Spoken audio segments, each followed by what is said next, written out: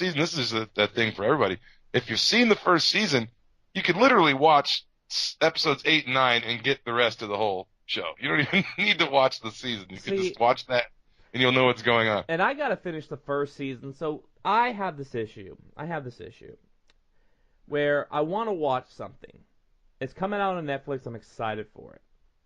But then I see everybody online just hyping it up to where, oh my God, this is the greatest thing. Oh, I'm changing my Twitter banner with the Stranger Things font, and everybody had it, and every nerd podcast changed their font to the Stranger Things font, and everybody's like, oh my God, it is the greatest thing in the world.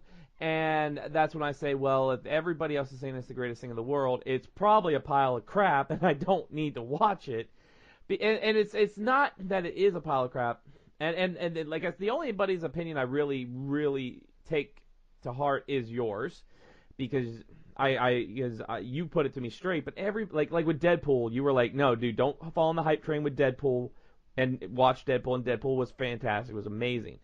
But everything else, whenever anybody gets this big, it was like Daredevil. I watched all the season 1 of Daredevil, and then Jessica Jones comes out, and everybody was like, oh my God, Jessica Jones is the greatest Marvel Netflix show there is. And it took me 6 months to get through Jessica Jones because I'm like, fuck the hype train.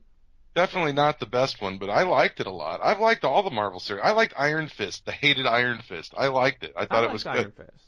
And especially now that you know that Defenders was basically just a continuation of Iron Fist. Yeah, it was mostly surrounded Danny Rand in the Iron Fist. Yeah.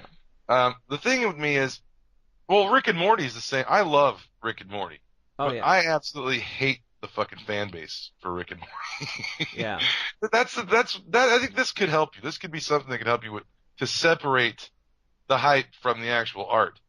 I think it's perfectly acceptable to like a franchise and hate the fan base of that franchise. Much like I still love The Walking Dead with all my heart and soul, but I hate 99% of The Walking Dead fans. Yeah. I can't stand them. And because they're the ones that overhype the shit. They're the ones that get tattoos of the shit like the day after it drops because they got to be such a hardcore fan. I got to get that tattoo of Daryl on my back. Yeah, I got full Norman Reedus face, life size on my back. No, but it's the fans of this shit that ruin it for you.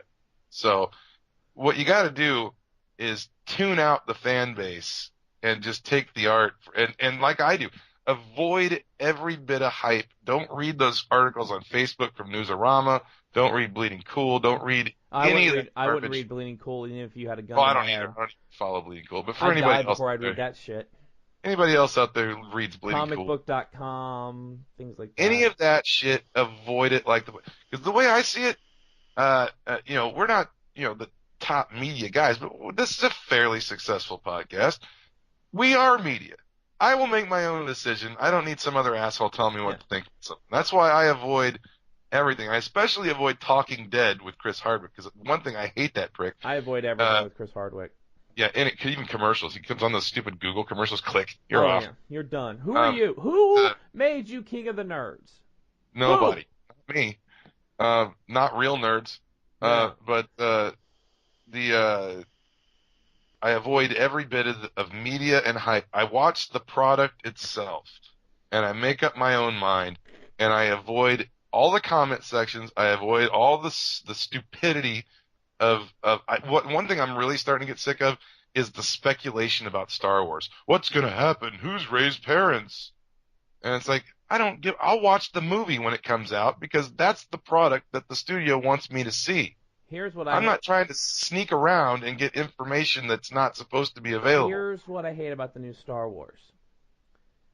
Why in the last 2 films, did they have to put a character or creature in it that's I need a plushie of that character? So honestly, because it's plushies, that's why. I mean, honestly, in my personal opinion, BB-8 served no purpose. BB-8 was like watered down R2-D2. That's all it was. He was R2-D2's bastardized, watered down version. And now we get the fucking Porgs. Well, I mean, even the old Star Wars had the Ewoks. They all got to have their goofy little creatures. But I mean, as long as they're not like interfering with my enjoyment of the Jedi lore aspect of Star Wars, they don't bother me too much. Yeah, But it's yeah, they just are silly. They got to put something in there for the little kids though, because I I mean, a just lot of little kids got attracted to Star Wars through the Ewoks in Return of the I Jedi's. just wanted R2D2 to zap BB-8 when R2 woke up. I wanted him to zap BB-8 with his freaking electricity little tongs, because BB-8. I mean, what did BB-8 serve? Oh, here's these plans. You go to a desert planet, find somebody. That's what R2 did, and you regulated R2 to to being in like a coma or deactivated the whole movie because you wanted to get BB-8 over. Fucking soccer ball. You wanted a goddamn soccer ball to take R2D2's place. Now, I liked Force Awakens. I did. But I could not stand R2 or BB-8. R2 has proven himself in combat. R2 has been in the fray. You know, He can fly apparently now. he's a hardened little fucking droid. But fucking BB-8, I'd kick him through a field goal for Real Madrid. I mean, come on. And now these porgs, and you had to make sure in the trailer that you showed this like Chewie. If Chewie growls, I'm like, ooh, Chewie growled. But then I got to get that little penguin creature. No, fuck you, porg. And then all the Funko Pops have fucking porgs in their hand. It's like Chewbacca holding a porg and Rey holding a porg, and it's like, fuck you, porg. I don't need a fucking They're like the porg. tribbles of Star Wars. What you saw that picture? One of my favorite pictures is that fan art of the stormtrooper with the decapitated porg with the spine hanging out. Yeah. Look at it's a great painting of a stormtrooper, like hyper realistic painting of a stormtrooper holding a decapitated porg in one hand and a big knife in the other, and he's just covered in blood. I mean, you have a porg, but I still can't get something of Porkins. Come on, Porkins was the shit. He may have died really quickly. I thought they had they got a figure of him. Yeah, but I want like a Funko Pop of Porkins. You know, I've seen shirts with Porkins though. Porkins is the man. Or what about Dax? What about Dax? And Dax gets very little love. Why'd they put that guy from Heroes in Star Wars? You know, the one guy that played the cop in Heroes. Yeah, I don't know, man. I don't know. I never even. You know what? There's another show I didn't really watch. I didn't watch. Everybody was like, Heroes is so good, and I never finished Heroes. I watched like the first two episodes. My dad liked it when he was around. I But, never finished Lost because I thought Lost was just a pile of shit. I watched like the first season of Lost and got bored with it. I hate Grey's Anatomy. Grey's Anatomy is a pile of shit to me. I hate Grey's Anatomy. Well, my criteria now is it's got to be a horror movie, some kind of action movie. It's got to have a superhero in it, ghost, something, kung fu. It's got to have something exciting in it. I would literally claw my eyes and ears out if somebody made me watch The Notebook or some bullshit like that. I can't stand dramatic movies. I hate that shit. I'm bored 2 minutes in, and I'm just bored for 2 hours. Okay, so I started watching the Kojak movies, and I love it. I love Telly Savalas. He is so suave. He's that hardened lieutenant that all the other cops say the guy's guilty, and Kojak is like, no, he ain't guilty, and I'll prove he's not guilty. Who loves you, baby? You know. That's what I've been watching lately. Kolchak, Kojak, Columbo, all the Coles from freaking the 70s and 80s.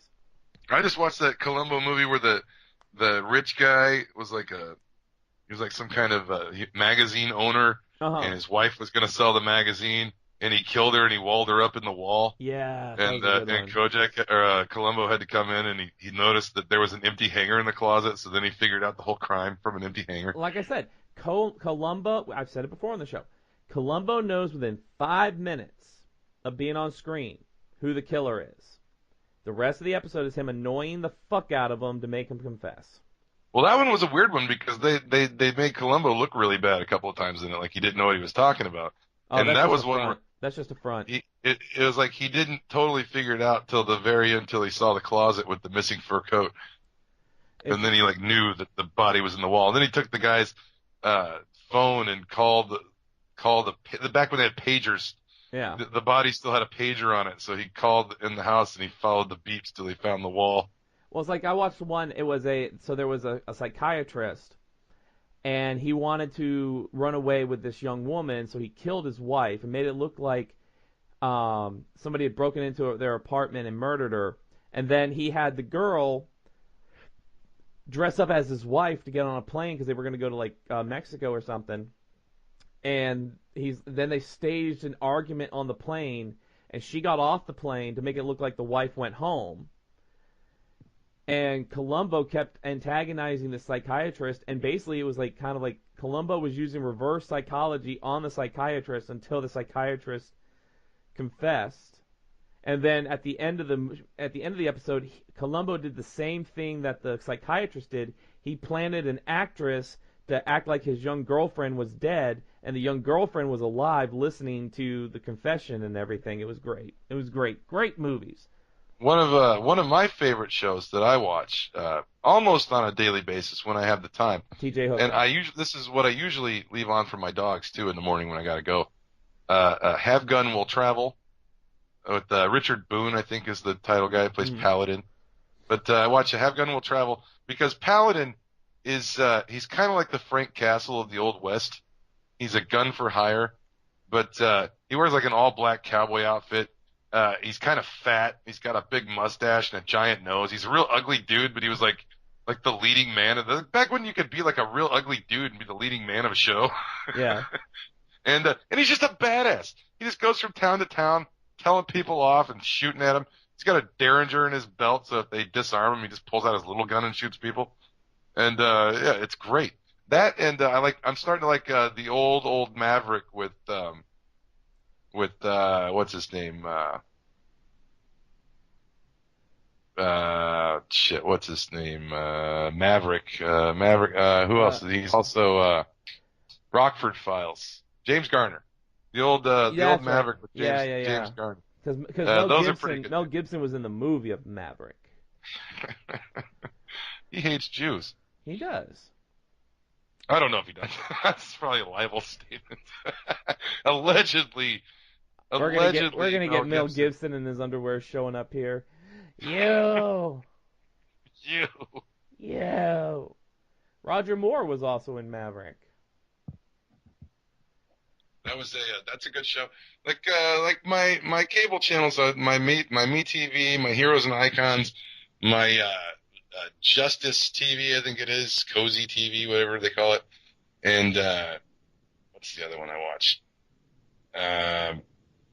Maybe just those three. It's MeTV, My TV, Justice/Cozy TV, and Heroes and Icons are like the 4 channels on my cable, like in the 1100 section of my cable, and all they show is shows like that. That's all there is. It's just Gilligan's Island and the Addams Family and the Munsters and Kojak and Columbo and Kolchak and just every show that from the 70s and the 60s through up to the 90s, they play like everything.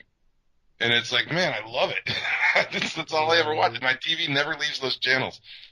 It's like I can't watch TV shows most of the time these days. Like newer shows. They just don't have the same appeal. So like Marvel shows I'll watch. I love the Marvel shows. Unless they get like I'm gonna give Runaways a shot. But if Runaways is too teen angsty, it looks the way to me. It's gonna turn me off. I mean, they've changed how Nico in Runaways summons the Staff of One from the comic books. So in the comic books, the way Nico summons the Staff of One is through self-harm. That allows her to summon the Staff of One. But in the show, they said that's not going to be how she summons it because they don't want young girls to watch the show and then start self-harming. So that's different. There is going to be Old Lace, the dinosaur that has the mind meld with Gert, is a puppet. It's like a live puppet. So I'm like, oh, how's that going to go? It's kind of the same way. Like I can't watch CW shows. Everybody's always like, oh, the Flash is coming on, or ooh, it's time for Arrow.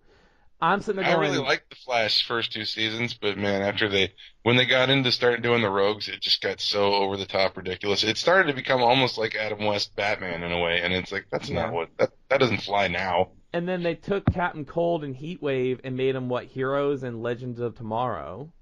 Yeah, well, I mean, well, the rogues in Flash